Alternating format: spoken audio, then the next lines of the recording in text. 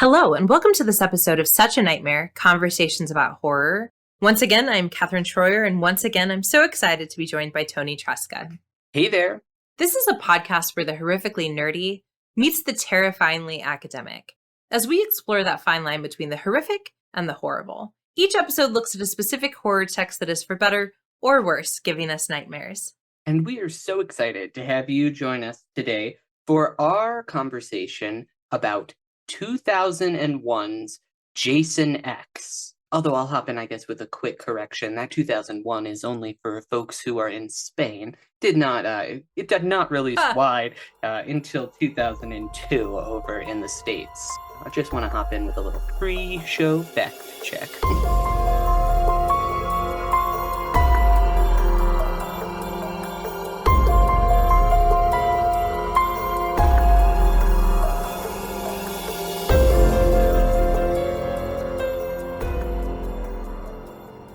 I feel like that little factoid is a perfect example of just the Friday the 13th franchise. That like every film that's the final film, it's like with this giant asterisk, so, but not really. Every film like release date, it's like, but just kidding, kind of not really. So I'm glad that, we are continuing the tradition of everything having a giant like qualifier attached to it.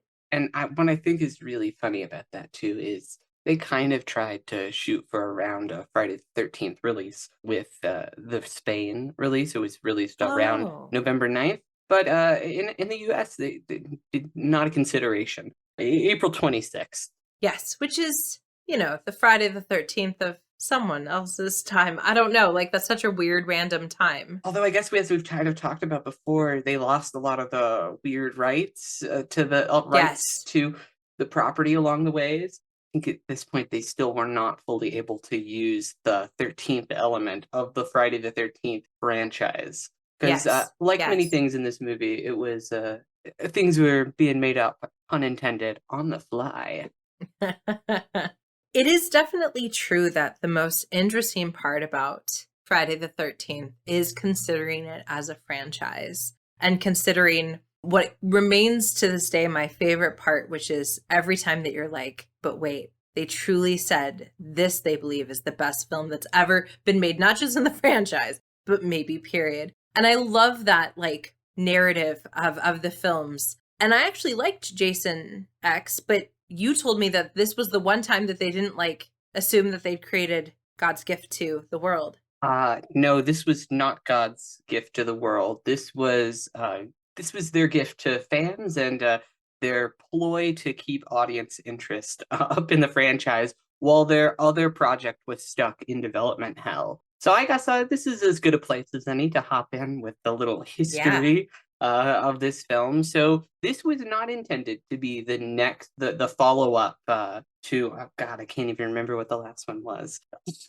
Jason Goes to Hell? Jason Goes to Hell. Yeah. Yes. So this was not intended as the follow-up to Jason Goes to Hell. As it was teased at the end of Jason Goes to Hell, it was supposed to be the Nightmare on Elm Street crossover, because we kind of see that tease at the end of that film, which is one of the few exciting moments of that entire film. But then that project got stuck in development hell. So the two producing teams of the projects behind the Friday franchise and the Nightmare franchise, they were butting heads who were not really able to agree on anything, get the story off the ground. And then once they were, it was just taking forever. So producers were really worried that audiences might be losing interest in the franchise or might forget about this character, although I'm not sure how that could possibly be true. Yeah, that seems like a very strange fear to have.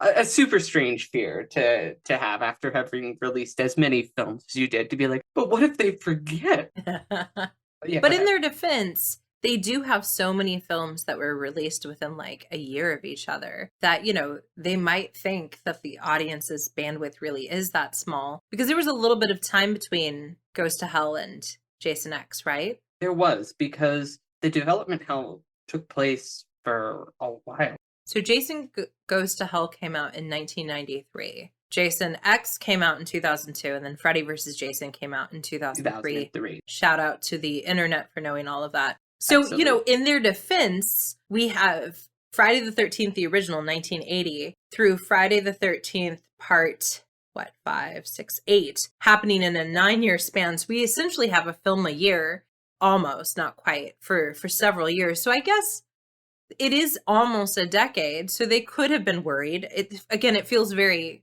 a strange worry, but nevertheless. No, I guess that's a good point to put it in perspective and context of the larger era. Because when they found out that Freddy, when they being Jim Isaac and Sean Cunningham, they found out that Freddy versus Jason was not moving forward in the late 1990s. That was when they started kind of shopping around some different ideas. And the idea for the story actually came from one of the actors who played Dallas in the film.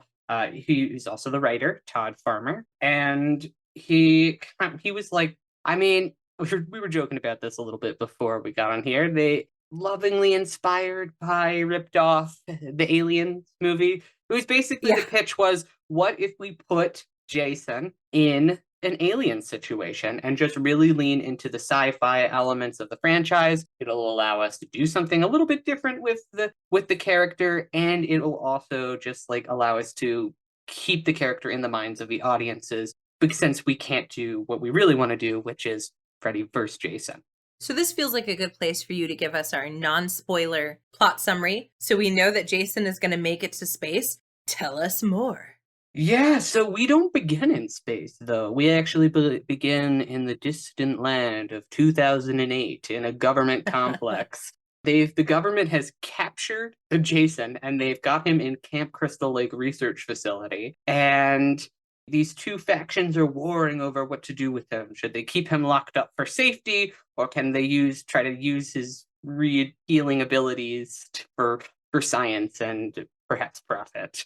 But before they can do any of that, Jason breaks free, kills everybody except for this one scientist named Rowan, and both of them, they get cornered in the cryogenic chamber. They through some accident in the chamber with the blood splattering and being stabbed through the chamber, the liquid breaks out, freezes all of them, and they are stuck and they become frozen for over 400 years. And until they are thawed by a team of space travelers who have come back to old Earth. And they've found these two, and they all have various motives, but it's really this like researcher with a bunch of students, really. That's kind of the ultimate dynamic. And we kind of learn that this head researcher is comme se dice, a bit of a scumbag, and he needs money, and so he's going to try to sell Jason Voorhees, this internationally renowned, I guess, supervillain, essentially, for profit on the black market. But but not before Jason kills. Yes. One of my favorite things that happens so often in horror, but it happens really very much on the down low, is the number of times that horror texts very accurately portray a version of higher ed, and do so but it's not a like higher ed horror. So there are examples of horror that are set in higher ed. I'll still never forget, there's a book called Conjurer's Wife. And the premise is what if all of these professors, male professors, all of their successes are due to the fact the women in their lives are witches? And so it's like, dear heavens, heaven forbid that, a woman have power and control over a man's life.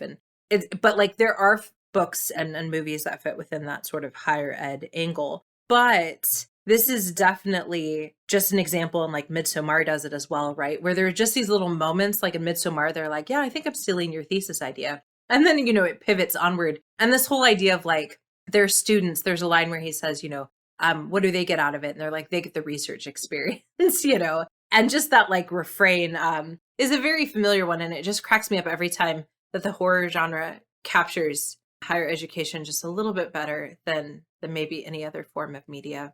I guess perhaps I've heard that film school is a dark place. So perhaps it's that true. Dynamic that inspires such creativity. Yes, that is true. That would be excellent. And one of the texts we should talk about at some point actually is Master, the one that is fully set in higher ed. So believe it or not, there is actually scholarship on Jason X. Would not believe it when you told me. Yeah, but I had to like really refine my search criteria, because when I just type in Jason X, it's not sure what to do with that X, and so it kept giving me like all of this biology stuff and talking about like cells, and I was like, this is not right. So I had to add like Jason and then horror, and I had to add space, and then a couple of things popped up. Of course, there's still Wickham Clayton's See, Cut, Kill, which is an investigation of the entire Friday the 13th franchise, because of course that's sort of the definitive book on it. But I want to talk about a book called Horror in Space, Critical Essays on a Film Subgenre. Yep. It's edited by Michelle Brittany, and it came out in 2017. And the anthology has everything from, of course, discussions about The Thing to discussions about, of course, aliens going to come in, but lots of different things. But there's a chapter by someone named Kevin Shabbat. I don't know how one says it. He's at a university in Canada that maybe has one of the best titles, because it reminds you that Jason X was not the only one that decided to move a franchise into space. So the title of the article is Leprechaun 4 and Jason X, Camp Paracinema and the Postmodern Sequel. So Leprechaun 4 also decided to take things into space as an attempt to revamp a genre and revamp a franchise that they were a little worried had gotten stale. So, we have somewhere in that franchise, we have Leprechaun in the Hood, and I can never remember if that one comes before or after. But then we eventually go to space. I know. At some point, we'll have to do the Leprechaun franchise. As you're describing this, I had no idea it got this absurd. Oh, yeah, it's going to get real exciting. So that may have to be our next franchise, as we are almost done with Friday the 13th. But in the introduction to this anthology of essays, Brittany gives a couple of really clear explanations about what space horror is. And of course, because Jason X is essentially Alien, but with Jason, it's ticking all of these boxes. So of course, it's defined by its use of location. It's defined by its use of a high body count. And then it often has an alien antagonist, which Jason really is. It's just he's humanoid, but he's still treated as an alien form. And then there is an audience will follow a handful of characters, because you're usually on a ship, so there's a limited number of folks. There may be a final girl, or at least a couple of characters that survive at the end. There is a military and or corporate entity present that might have a secret agenda. There is an android that might complicate and unsettle the main protagonist. And then, of course, there's the idea that space travel is difficult, and it is something that requires a physical and psychological toll. I would say that Jason X seems to fit almost all of those criteria, like to a T. Yeah, it really does, which again, I think makes sense if it's going to be modeled off of perhaps one of the sort of like core texts of what space horror is today, right? For sure. Alien. Yeah. And then in the article that's specifically on Leprechaun 4, just I can't not laugh, and Jason X, Shabbat studies basically what the novelty of putting these franchises in space accomplishes, and then also just sort of the insight that they offer into the space horror genre in the late 20th century. One of the other things I just wanted to mention, because I didn't know this and I thought it was really, really interesting, is that the history of the space horror actually goes back to 1910. So there was a 5-minute short called A Trip to Mars, directed by Ashley Miller, and it was the first time science fiction and horror collided. The scientist discovers a powder that allows him to reverse gravity. So he spills some on himself and travels to Mars, and then of course stuff happens.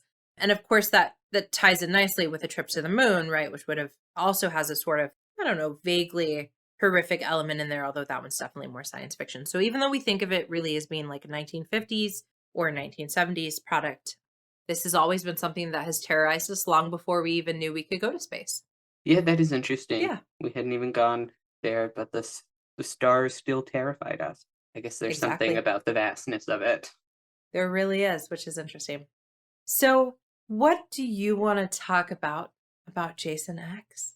I guess I haven't revealed my own personal opinion about the film yet, Yeah. which is I rather enjoyed this one. I in my research for it, I was kind of, I guess, not surprised, but not surprised because of how negatively this franchise has been received before. But this has got some of the worst reviews of the entire franchise by far. I was like, Roger Ebert has like a really awful quote about it.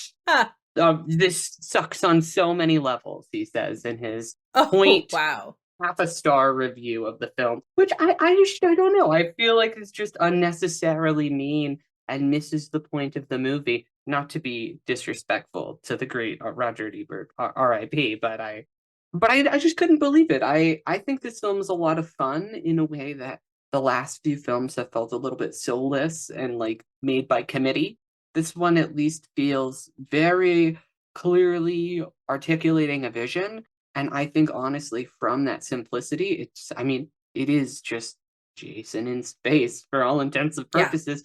They don't overcomplicate it. I mean, and the characters are they're kind of weird and fun. The Hmm. students are all have their own like weird voice. There's even like a weird robot character on the ship. There's this whole chain of command. Like I mentioned, the professor who's leading them has his own ulterior motives, which kind of adds some tension throughout. And honestly, the kills in this are really well done. I mean, I'm going to be Yes. thinking about that scene in which Jason puts the grad student's head in the Yes. vat of cryogenic freezer thing or whatever, and like freezes her and then smashes her head on the counter. I'm like, that, or the scene when he like shoots at he has his whip chains and he's right everybody at the Yes. beginning. There's a lot of really good stuff in this film, and it kept my attention in a way that I honestly can't say that every film within this franchise has. So, one of the things we've talked about as we've been working our way through the franchise is this tension in the franchise itself of whether or not Jason is supposed to be nearly supernatural, right? If we can just say like he is definitely not just a gentleman in a mask, but he's like there's something special about him. Mm-hmm. And some films have skirted that, right? And some have just hoped that no one would bother to wonder why he's still alive. And I appreciated that this film just sort of committed to that bit, right? They were Yes. like, this is for sure going to be a supernatural situation, and we're just going to carry that theme through. And I think that you're right that this felt like it had a clearer vision, especially as opposed to some of the last ones. But it also kept, I think, some of the best parts of the franchise, which is, like you said, we have a weird, quirky crew of folks. We have these moments where you're like, I'm not sure why that was in the film, but that feels right for a Jason film, like the scene between the professor and his student, Oh when yeah. he's wearing the like purple negligee. And so weird, not how I would have spent 2 minutes of my 90-minute film time, but it is pretty fitting considering that this franchise has always been like, let's just stay here in this weird place for just a couple more minutes. Yeah, that is a classic example of Friday the 13th bizarre character moment. And oftentimes, I think we've talked about how they've just been like, I think because the characters in the past have been so obnoxious, Yes. particularly in the last four, they've just been so obnoxious that it's kind of hard to, when they do these bizarre character moments, you roll your eyes.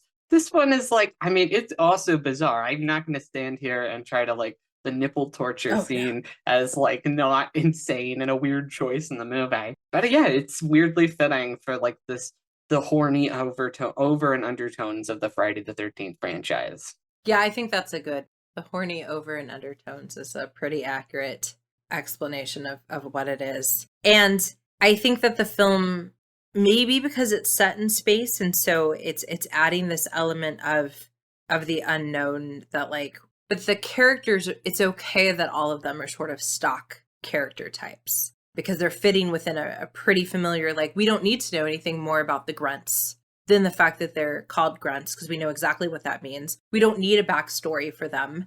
We don't really need a backstory for anyone. And some of the other franchises have suffered because we did actually need that to make things be interesting. And in this case, that's not what's happening. That's a good point. Like I think some of the other Friday films have been like tried to go weirdly intimate and be like these Yes. interior character study movies. I guess because they were trying to win Oscars. Later, not I go back and listen to some of know. those earlier episodes. That's not a joke. Yes. That's my favorite um, detail. but they're weirdly interior in a way that this movie is not. It's a lot more. it is a lot more show and don't tell in a way that I Yes. think the franchise has been getting away from. And so I think Yes. just honestly, like this simple return to form, yeah, there's some fat on this movie that's not that Hmm. long and pretty common of the entire franchise, though. Yes. But I think that this film is at least has an energy about it that I don't know. It's very fun to watch, and I quite liked Jason's transformation from like sci-fi, regenerative, regrowth ability. They kill him, and then I loved Cyborg Jason. Or I saw that I Yes. know that the tie-ins were trying to call him Jason X, but fans Yes. seem to call him Jason Uber. That's hysterical. That's a really good word, though. He really is like Uber. I think you're right that first Jason is fun in this one, and Jason is we've watched a couple films where Jason was almost accidental to the film, and this one he's at its core. I think the film also acknowledged that the franchise has never successfully had a final girl. Because Rowan, who's the one who's, cryogenically frozen with him, we don't have to hear her backstory. We don't hear how, her family was destroyed by Voorhees and that's why she's a project manager. That's like the end of her backstory. Yeah. And she never, there was one moment where the character takes off her sweater and I was like, oh my gosh, is she going to like suddenly go Rambo style? And she doesn't. She grabs a gun at one point, but like there's really no attempt with her. They do it a little bit more with the android, but there's really no attempt to like have a final girl with a tragic background. Because honestly, after Tommy, and particularly after Friday the 13th, the final chapter, I'm not sure we will ever again manage to have, like, it's not like Nightmare on Elm Street where we have Heather. Like, it's just not going to be the case. I was And it's about not to ever going to say, be the case. it's not necessary to the core of the franchise in the way that like No. something like it is to Nightmare or even Halloween. But yeah, I think focusing in on what works about the franchise is Jason. Yes. And this movie, by having him at the core in both from everything from the cold open, which I actually thought worked. It's that Yep. cold open in the government 2008. We normally complain about those, but it was super. It was we get right to the action where Exactly. we see Jason pretty early on. We introduce this conflict. We have this insane opening fight scene. Everybody dies in a spectacular fashion, and then we are sent into space rather quickly. It's not like Jason goes to Manhattan or goes to hell, where Yes. we are waiting for the premise. We're waiting for the premise to kick in for the entire film. Yeah, and if Jason Takes Manhattan waits until the last 45 minutes, of course, Jason Goes to Hell waits until the last minute or Right. so before giving us that. So you're right. It's actually surprising that it's not like Jason X, Jason Goes to Space, because for once they're actually like upholding their promise, but just again, Jason X. I think too the film is quirky in its decisions about it doesn't try super hard, and I'm glad it didn't, to like make the space element make a lot of sense. Like they are definitely wearing clothes from the 2000s. For sure. A little bit weirder, but like most of that is clothes that I remember very distinctly from the early aughts. And they're just like, yep, that's how it is. Yeah, the nods that they do to kind of like make them look spacey are like it's like, oh, it's Star Wars. Yeah, pretty much. Look, it's like they have the Han Solo guy driving the Yeah. ship. Like it's Yes. basically honestly Star Wars. They in terms of like the design and everything, but that's okay. It's like Star Wars meets they film it sometimes like Alien too, when they want to like Yes. make it look cool inside the ship. But I mean, yeah, I can't exactly say that the production design is not insanely derivative, but that doesn't mean that it's also not effective for this movie. And there's so many places where another Friday the 13th would have just gone down paths that we didn't need. So like we knew from the beginning that KM is an android. Like that should have been pretty clear. Mm-hmm. There was no mystery. There was no surprise. She didn't become evil, or somehow Jason didn't manage to learn code and somehow recode her. That is what I thought was other going Friday to happen. the 13th. Yes. Other Friday the 13th would have done that, right? They would have gone there. And I was glad that like this one, I'm not sure that you would think this upon watching Jason X, but it is in the franchise rather restrained in terms of what it's like allowing itself to to do, even as it's, giving us some great kills and stuff. Totally agree. I also appreciated, I think Kane Hodder really is one of the greats of Jason, and and that is one of the few things that you and I have said about this franchise that's not controversial for the fans. Right, a lot of For fans sure. really like Kane Hodder, but once again, I think he has a task that, of course, Robert Englund doesn't. Robert Englund gets to have catchy phrases and gets to like say all these like lines as Freddy, and Kane Hodder gets to have his eyes and then his body. And so I think that once again, he managed to be a distinct character in a way that some of the other Fridays just have been, again, like, oh yeah, here's a guy that happens to be in a mask. That's interesting. Instead of like, this is a film about Jason. Yeah, I totally agree. There is it's like very similar to like you can tell when when like Robert Englund is like they've like his Yes. physicality is crucial. Like they were going to replace him in one of the films, but then they saw how terrible it looked. Yes. And producers were like, absolutely, absolutely not. And I feel like although Kane Hodder was not the first. No. Okay, although Kane Hodder was not the first and only played the role 4 times, I do think that he is that physicality for Jason. He Yes. is the peak. And this would be his last appearance until he came back in 2017 for the video game. Oh. Yeah. Which is really neat. The video game is a lot of fun, and that's truly what I think when you were going to have an adaptation.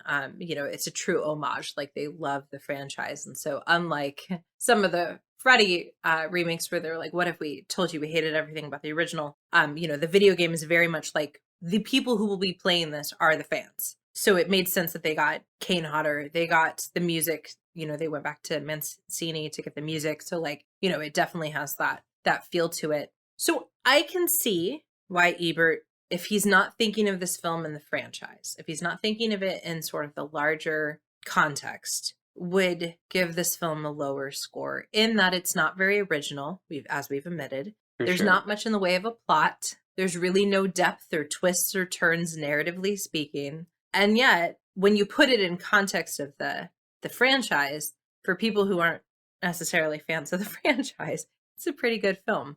But you said that it's not for fans, right? I don't think that's necessarily true anymore. Okay. I think it's kind of gone.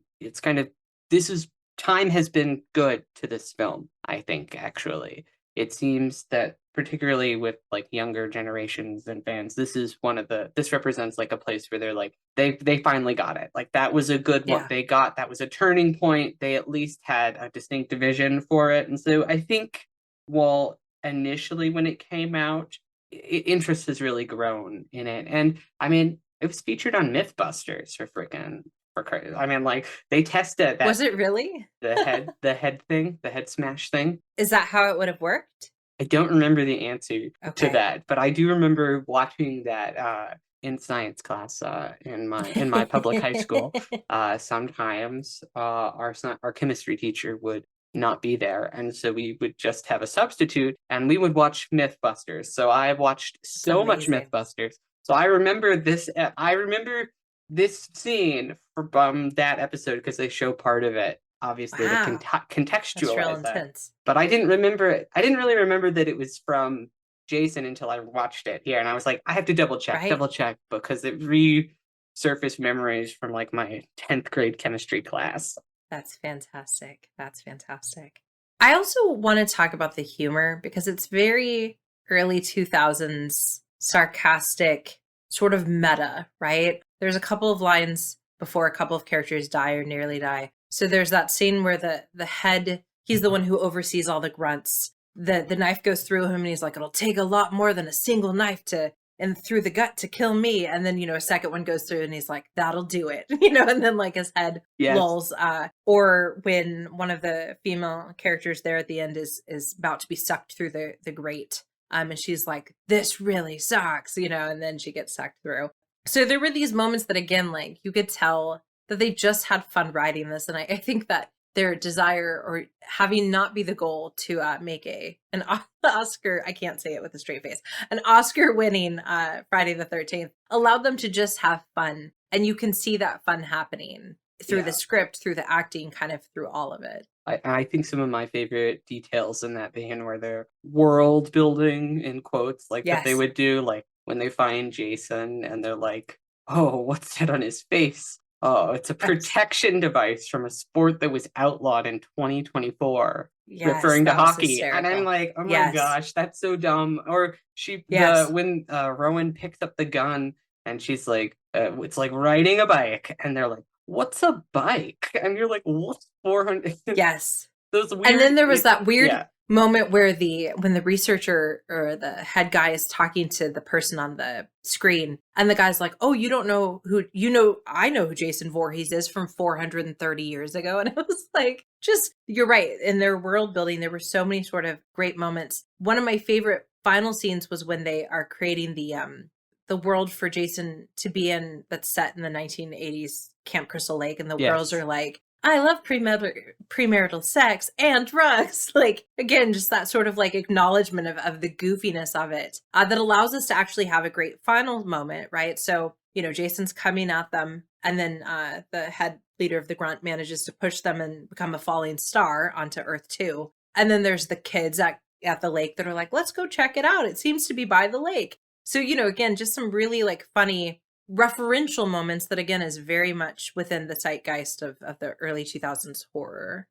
I think this one does function. It just is a super fun, like, particularly when you think about it, as like, this is their like weird offshoot that they made while their other movie was in creative hell. And so like it's gonna be like a non sequitur, essentially, totally Yes. unrelated. It's out of time, 400 years in the Yes. future, and then and then it ends in a way that, like, I guess you could follow it up, but it's clearly just like Yes. this is the cycle continues kind of motif. And yeah, I this one's a lot of fun. I think it definitely sets you up well, particularly for where the franchise is going as well. Hmm. We're talking a little bit about that before we hopped on the pod. Knowing where it goes with Freddy versus Jason, I think this film falls much more in line with the Jason that they continue in that film. Yes. But yeah, this is a real high point for the franchise. I really like what you just said about this film, like acknowledging that it is an outlier, because I think that's been part of the challenge with this franchise, is that they keep trying to make everything be canonical, but they're also trying to introduce, there was the one that was like the Carrie versus Jason-esque feel. Her name wasn't Carrie, I can't remember her name now, but the one with the telekinesis, or Jason Takes Manhattan, or really any of them after the final chapter, that just like feel like they're trying so hard to make it fit within this world, and yet it somehow couldn't be farther away. And yet Jason X clearly was like, we're just going to take a small break, go to space for a little while. And yet, like you said, it really actually fits better in the franchise than some of the other ones. Yeah, and I mean, maybe it does. There's an argument that it fits better within like those weird one-off the franchise goes to space movies, but it's a good one. It's a fun one. I think it shows you why that genre was effective, I guess, for a little while, because it can be fun when Yes. executed correctly. Although it was not well received at the time. No. It was let me double check this. Pretty sad. Yeah, so its budget was reportedly somewhere between 11 and 14 million, and it grossed around 17 million in total at the box office, which is bad.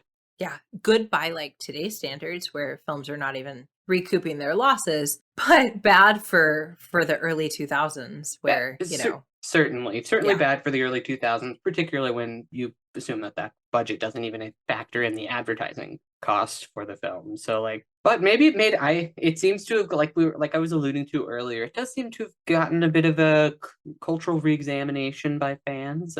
It lives on Tubi. That's where I watched it. Yes, yes. And it, at the time, was better received, and like obviously Ebert didn't receive it well, but it was received well in the UK, with a quote of, it was wittily scripted, smartly directed, and well played by an unfamiliar cast. This is a real treat for all those who have suffered through the story so far. So, within context, it's not that bad.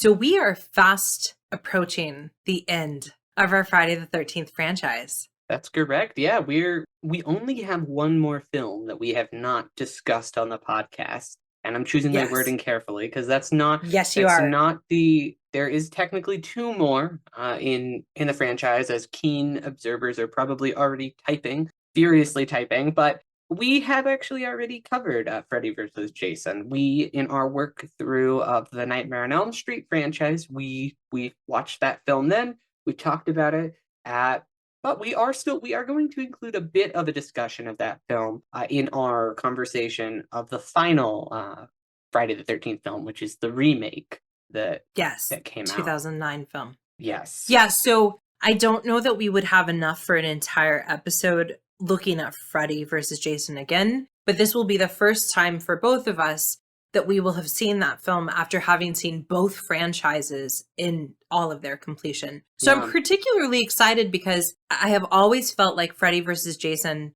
really clearly makes Freddy the star and Jason, just happens to be the other killer. But I'll be curious to know if, having now followed his weird little story, if it will feel a little bit more evenly weighted or if it really is just a film that prioritizes one of our two villains. And I don't know yet. So we'll talk about that. We'll talk about the film. At some point we may, if it ever releases, have to watch some of the TV show Crystal Lake and see how that is. But that hasn't released. And of course, everything is just kind of up in the clouds about when things will happen. But we have been alternating every other episode, which is why it has taken us like a year to get through the Friday the 13th franchise. So we'll put a pin in that last film. And our next episode is going to be on what? So we're picking a modern film. We're going to be exploring 2023's Five Nights at Freddy's. This is our first video game adaptation.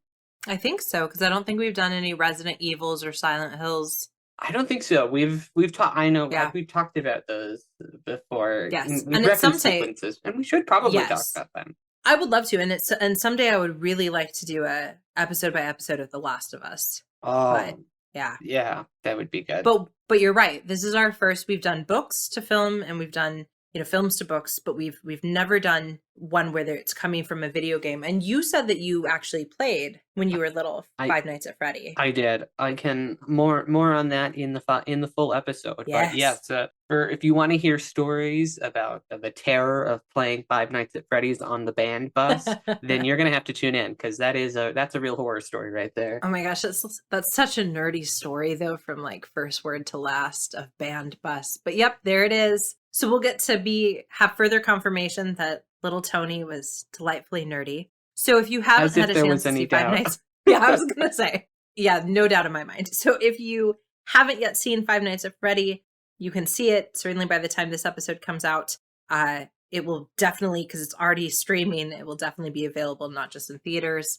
And as always, I want to quickly thank Jackson O'Brien, who is our editor and managed to more or less cover up the moment where I just started coughing unexpectedly in this episode and always makes us sound so very smart. Thank you, Jackson. Cheers to you, Jackson. Thank you. And to all of you, thank you so much for listening to our nightmares. And have a spooktacular day.